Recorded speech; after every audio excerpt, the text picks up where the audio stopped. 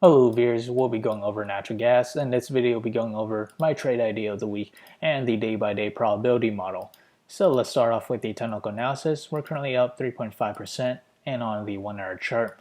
We are approaching to negative MACD and we're off of overbought conditions with the RSI. And as for the 4 hour chart, we're still near overbought levels with the RSI and we're in positive MACD territory.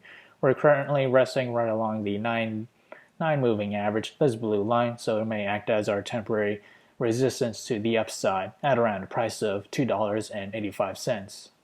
And for the daily chart, we're currently at positive MACD and we're nearing overbought levels with the RSI, and we are continuing to make higher highs and higher lows. So for the trade idea of the week, I'll be trading UNG, and my position size for it will be less than 1% in my portfolio. My long entry will be at $11.68, and that coincides with the 9-day moving average, this blue line.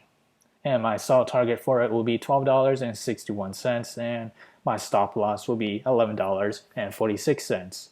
And on the other hand, if I were to open a short position, my entry will be at $13.08, and that is this range right here. As for my sell target for it, that will be $11.91, and my stop loss will be $13.57. So whichever entry hit my prices first, that will be my position of the week. So how did I develop these trade ideas? It all comes from the day-by-day probability model, which is available in the link below, so do check it out.